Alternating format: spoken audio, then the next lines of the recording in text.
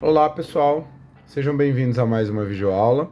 Vou aproveitar essa semana e após as nossas muito ricas discussões sobre a Grande Guerra, né, que hoje em dia é conhecida como Primeira Guerra Mundial, para pluralizar o nosso debate e trazer uma reflexão sobre a Revolução Russa de 1917. A Revolução Russa vai ser um evento que, como um dos desdobramentos da Grande Guerra, ela vai trazer uma nova forma da gente pensar a participação dos trabalhadores, a participação popular nesses eventos cada vez mais globais que estão se espalhando, não só pela Europa. Então, eu queria trazer alguns elementos que vão unir essa grande tragédia humana, né, que é a Grande Guerra, aos desdobramentos que eles têm em diferentes territórios, em diferentes países. É importante a gente pensar, antes de mais nada, que antes da Grande Guerra, a Rússia era um império russo, embora ele ainda tivesse muitas heranças feudais na sua organização, a Rússia era um país que estava passando por um processo de industrialização, ela estava recebendo muito capital francês, principalmente, mas inglês também, e dentro do teatro de conflitos europeu do período, a Rússia vai ocupar uma posição muito importante. Ela vai se desenvolver muito no final do século XIX, comparado ao desenvolvimento que ela tinha, e dentro dessas pretensões imperialistas, ela tem muito interesse na região dos Balcãs, que é o barril de pólvora que vai iniciar a Grande Guerra, como a gente já discutiu em sala de aula. Mas é interessante a gente voltar um pouco no tempo para pensar um assunto que, dentro das revisões que a gente fez esse ano, eu não pude me concentrar tanto nele, porque eu achei que a gente ia poder falar sobre ele agora, que foi a Primavera dos Povos em 1848.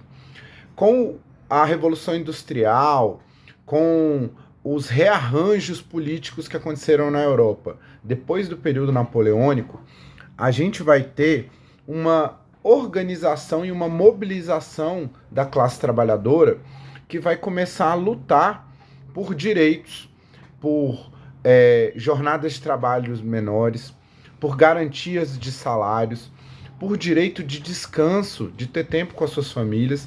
Então toda essa mobilização dos trabalhadores, ela vai conflitar com esse sentimento nacionalista que está se construindo e que também vai ser uma das culminâncias da Grande Guerra. O movimento dos trabalhadores ele vai ter um caráter muito internacionalista, porque eles vão mostrar que, independente de ser inglês, francês, russo, alemão, espanhol, os trabalhadores estão sendo explorados. A tensão para a classe trabalhadora é com essa classe burguesa que está se formando.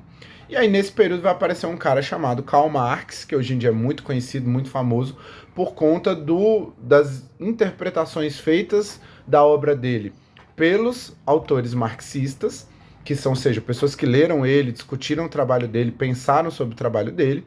O Marx vai participar da Comuna de Paris, ele vai estar integrado nesses movimentos que vão acontecer durante o século XIX na Europa, e ele vai produzir vários textos de análise fundamentais para a gente entender a formação da classe burguesa e a formação da classe trabalhadora e a luta de classes entre elas.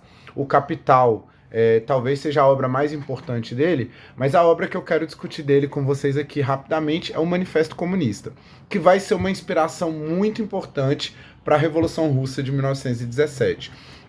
O Manifesto Comunista do Karl Marx, ele vai ser um texto curto. Inicialmente ele vai se chamar Manifesto do Partido Comunista. Ele vai ser escrito em alemão, embora em 1848 ele vai ser publicado em inglês, e hoje é um texto que está traduzido para todas as línguas do mundo, tá? Que vai ter impacto no mundo inteiro, aonde ele vai defender justamente esse caráter internacional do movimento dos trabalhadores, proletários do mundo, univos, e ele vai preconizar essa ideia de uma sociedade comunista. Esse documento do Manifesto Comunista, ele vai ter uma repercussão muito grande.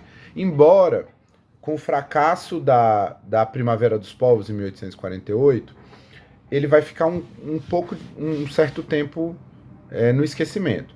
Depois, no início do século XX, ele vai voltar a ser recuperado. E uma figura que vai discutir muito a obra do Marx e vai levar vai debater isso no contexto do Império Russo vai ser um cara chamado Vladimir Lenin, que vai ser o primeiro grande líder após a Revolução Russa nessa formação da União Soviética. Uma das vertentes, das linhas do marxismo, inclusive, é chamada de leninismo, que são as interpretações do Lenin da obra do Marx. Então, o Lenin vai se apropriar desse pensamento do Marx para colocar que a situação na Rússia era insustentável. Ele mesmo, durante a Grande Guerra, ele vai enxergar a Grande Guerra como uma oportunidade para a classe trabalhadora se unir e desestabilizar o poder da burguesia. E ele vai perceber, quando o poder do czar se enfraquece com as sucessivas derrotas que a Rússia vai sofrer diante da Alemanha, ele vai perceber nisso uma oportunidade para derrubar o poder do czar. Então ele estava fora da Rússia nessa época, ele estava exilado da Rússia, ele vai retornar para a Rússia e vai ser uma das principais lideranças do grupo político dele, os bolcheviques, que eram já uma dissidência dentro do grande partido de esquerda da Rússia. Eles vão formar uma dissidência que são os bolcheviques, e eles vão liderar o chamado Exército Vermelho, que são as tropas leais às ideias do Lenin, contra o chamado Exército Branco. A Revolução Russa, ela começa em 1917. Rapidamente os russos assinam uma trégua com a Alemanha para tirar a Rússia da guerra. E aí, a partir daí, a Rússia entra numa guerra civil. De 1918 até 1920, a gente vai assistir na Rússia um embate entre esses exércitos vermelhos, liderados pelos bolcheviques, e uma resistência formada pelos mencheviques, que vão tentar competir para ver quem vai liderar o processo final da Revolução. Os bolcheviques saem vitoriosos no fim desse processo, o Lenin se estabelece como o primeiro líder da União Soviética, mas ele morre poucos anos depois. Quando o Lenin falece, chega ao poder, tem uma pequena competição entre dois líderes que estavam a reboque do Lenin. Um era o Trotsky, que tinha um outro ideal da Revolução, que ele achava que a Revolução não podia se limitar à Rússia. Ele achava que a Revolução tinha que usar a Rússia como trampolim para se espalhar para o resto do mundo. E o Stalin, que achava que a União Soviética agora, tinha que se fechar nela mesma, consolidar a Revolução, e aí só depois que isso tivesse bem consolidado, eles iam ver o que fazer. Na verdade, o Stalin saiu vitorioso nesse processo, conseguiu estabelecer o poder dele, e durante décadas ele foi um ditador tirano dentro da União Soviética. A gente vai ver que as crises que vão acontecer no capitalismo, que vai estar centrado nos Estados Unidos agora, nos anos posteriores à Grande Guerra e anteriores à Segunda Guerra Mundial, eles vão desestabilizar a organização internacional, a própria liderança das Ligas das Nações, que vai estar acontecendo no período entre guerras. E a União Soviética vai estar isolada desse processo. Todo o dinheiro francês, inglês, norte-americano que existia dentro da Rússia, ele vai ser tomado e vai ser destinado ao uso do povo soviético agora. Então esses países vão apoiar e vão financiar os mencheviques, o Exército Branco, na luta contra o Exército Vermelho.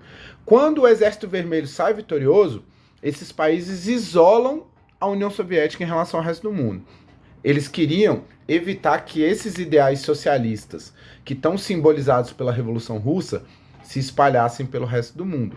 Isso, quando vai vir a crise da Bolsa de Nova York, por exemplo, acaba beneficiando a Rússia, onde não tem capital especulativo, onde não há uma integração com o mercado internacional. Nesse período, a União Soviética, até o pós-guerra, ela vai estar muito isolada em relação ao mundo. Espero que vocês tenham gostado, pessoal. Um grande abraço.